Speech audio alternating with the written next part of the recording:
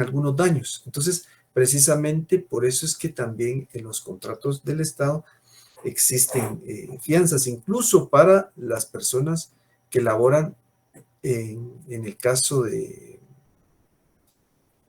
profesionales, ¿verdad? O gente que labora en ciertos reglones como el 029, 022 o alguna cuestión como esa. Pero ahí estamos más que nada en el área administrativa, compañeros, ¿verdad? Que ahí hay un poquito operan otras normas un tanto distintas a las normas que están en el derecho civil, ¿verdad? Porque ahí ya interviene el Estado. Pero retomando esto, precisamente por eso es que se plantea la cláusula penal, compañeros, ¿verdad? Para que en determinado momento haya un respaldo al momento de que exista un incumplimiento, ya sea que se establezcan los porcentajes o fechas para poder establecer una sanción concreta y que la misma no tenga que ser calculada. Ahora, el sistema de evaluación legal, ¿verdad? Ese lo fija la ley, lo establece la legislación, ¿verdad? Entonces, aquí incluso hay intereses moratorios que se presentan o que se suscitan por no terminar una obra, por no cumplir con la obra, por no cumplir con la obligación en sí.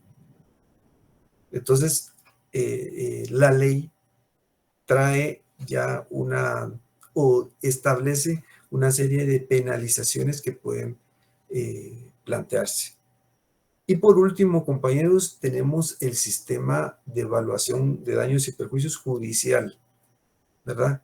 Que es cuando se plantea la coercibilidad, ¿verdad? Vamos a obligar a que una persona cumpla con la obligación, ¿verdad?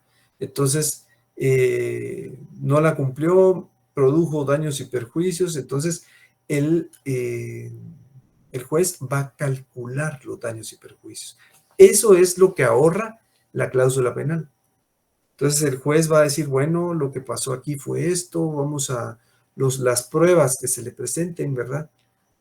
¿Cuánto ganaba usted por día? ¿Qué fue lo que, o por cierto tiempo, que no le cumplió a la otra persona? Entonces, al no cumplir, lo que va a suceder es que vamos a deducir los daños y perjuicios de conformidad con los medios probatorios que me plantearon o que me presentaron. Entonces, a eso es a lo que se refiere, compañeros, el sistema de evaluación de los daños y perjuicios, pero judicial, ¿verdad? Esos son los tipos de sistemas de evaluación de daños y perjuicios, compañeros. Veamos la siguiente diapositiva, compañeros.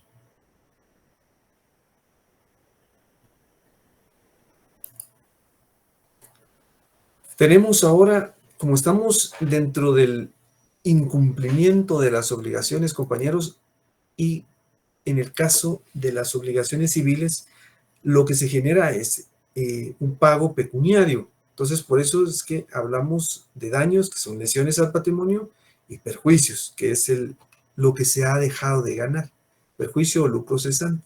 Entonces, ¿cómo en determinado momento el juez puede establecer o calcular, ¿verdad, compañeros? Porque existen algunas situaciones en las cuales se puede plantear el cálculo. El juez va a tener en consideración ciertas situaciones. En este caso, para comenzar, tenemos la culpa, compañeros, ¿verdad? La culpa es cuando hay falta de diligencia, ¿verdad? Es la imprudencia, existe imprudencia, ¿verdad? Entonces, se establece cierta obligación y para cumplirla, pues, se tiene que desarrollar cierta actitud. Recordemos de lo de la prestación, ¿verdad? De dar o no dar, de hacer o no hacer. Pero si en determinado momento se incurre en una situación imprudente,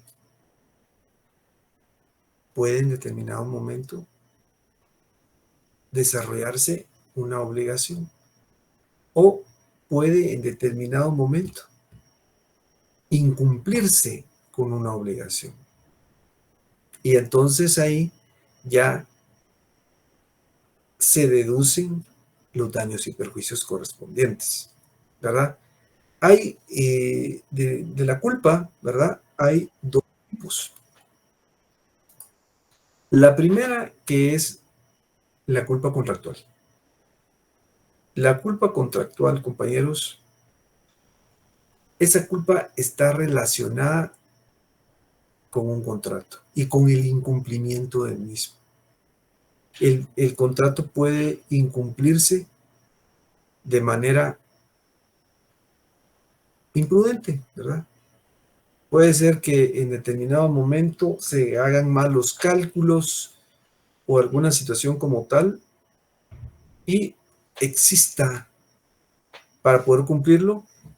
Entonces, por una situación en la cual hay falta de diligencia, entonces puede en determinado momento deducirse una responsabilidad al no cumplir con un contrato. Les pongo un ejemplo. Resulta que volvemos al caso del arquitecto que tenía que construir una casa, ¿verdad? Se celebró el contrato, él va a construir la casa. Tiene 3 meses para hacerlo, ¿verdad? Entonces, tenía que empezar a construir la casa, pero se va de viaje. Y resulta que se tarda en el viaje como un mes, hay algunas cuestiones que tiene algunos problemas para poder regresar al país y al final regresa, pero ya después de mes y medio. Y en mes y medio no puede cumplir con construir la construcción, ¿verdad? No puede elaborar la construcción, no puede elaborar la casa. Entonces, ahí hay un contrato que fue firmado, ¿verdad? Donde se consignó en determinado momento que para tal fecha tenía que terminar la vivienda, pero él está incumpliendo con el contrato por una situación de tipo, por haber incluido en una situación de tipo en la cual no podía, él podía incluso poder aplazado el viaje o alguna cuestión así, fue un viaje de un paseo, un viaje de placer, y no lo quiso hacer. Entonces, ahí hay imprudencia de su parte. Entonces no se cumple, ¿verdad? No se cumple con el contrato. Entonces, cuando existe esa falta de diligencia, compañeros, entonces estamos ante lo que es la culpa. Recordemos que también existe el dolo, ¿verdad? Eso en algún momento se ha platicado. El dolo es la intención, ¿verdad? Yo tengo la mala intención de no cumplir con un contrato. Pero en este caso es por una situación de tipo de irresponsabilidad en cierto caso, ¿verdad? Resulta que en algún momento me paso de un semáforo en rojo, ¿verdad?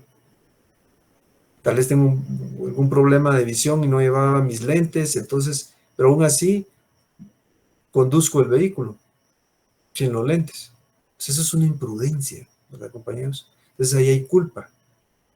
No, no hay un dolo, no hay una intención, no es como esas carreras que existen donde, bueno, se pasan todos los semáforos en rojo y en algún momento puede existir un accidente. No, en este caso fue porque no me quise llevar mis lentes, entonces yo sabía que me costaba ver y entonces eso puede provocar algún tipo de colisión o alguna cosa en la cual se deduzcan responsabilidades.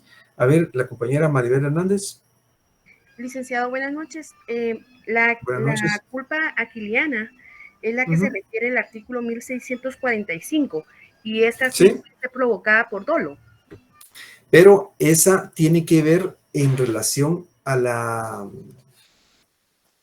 situación en la que, debido a la mala intención que puede existir, se mezcla con lo que es la irresponsabilidad, ¿verdad? Y falta de diligencia, porque la culpa aquiliana también se le conoce como culpa delincuencial, ¿verdad? Delictual, para que en determinado momento se genere una obligación. Recordemos que todo lo que son situaciones en las cuales hay transgresión de la ley, se producen obligaciones. Ahorita precisamente, ahorita lo que estábamos abordando era todavía la culpa contractual. Ahorita precisamente vamos a abordar lo que es la culpa extracontractual o aquiliana. Gracias, licenciado. ¿Cómo no? ¿Cómo no, compañera? Veamos ahorita la culpa extracontractual delictual, compañeros, o aquiliana. Entonces, esta culpa, compañeros, tiene que ver con un hecho delictivo, ¿verdad? Entonces, es cuando una persona incurre o comete un delito, puede ser sujeto de dos acciones, ¿verdad? De dos caminos. El primero, penal, ¿verdad? Para restablecer el orden que se ha alterado, ¿verdad? En este caso se deducen responsabilidades de tipo personal, prisión. Pero hay una civil, ¿verdad? Que es la reparación del daño que se causó, ¿verdad? Y se traduce en el pago de una cierta cantidad. Fíjense que precisamente hace algunos años se presentó una situación en la cual una persona impactó a otra en un vehículo y en determinado momento se decía, bueno, pero ¿por qué lo hizo? ¿Verdad? Porque mató a los conductores y él decía, la misma persona, era una persona muy joven, decía que el caso era que él quería saber qué se sentía impactar a otro vehículo. Entonces, en este caso no solo produjo daños, ¿verdad? Porque destruyó el vehículo, sino que también incurrió en un delito, mató a las personas. Entonces ahí ya había dos caminos, ¿verdad? El camino penal, ¿verdad?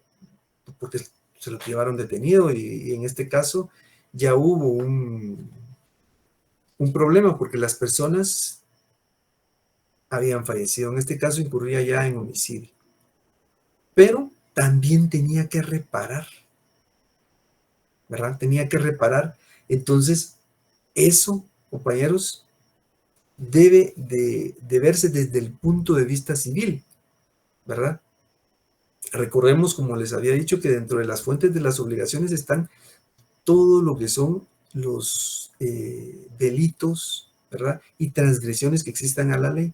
Y eso en determinado momento produce una reparación, porque se afecta también el patrimonio. En este caso, hubo un problema de tipo penal, ¿verdad? Porque la persona, si bien es cierto, lo que quería era experimentar, dijo, ¿eh? El impacto hacia otro vehículo, tal vez su intención no era matar a las personas,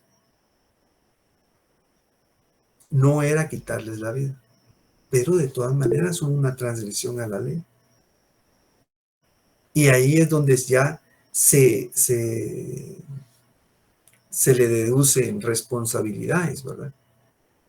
Entonces, dentro de esto podemos nosotros enmarcar precisamente lo que es extracontractual, delictual o aquiliana. Extracontractual porque está fuera de un contrato, ¿verdad, compañeros? Así como lo que les exponía en este caso, ¿verdad? Ahí no había un contrato, no se había establecido, no hay un incumplimiento de un contrato, ¿verdad? Sino que en este caso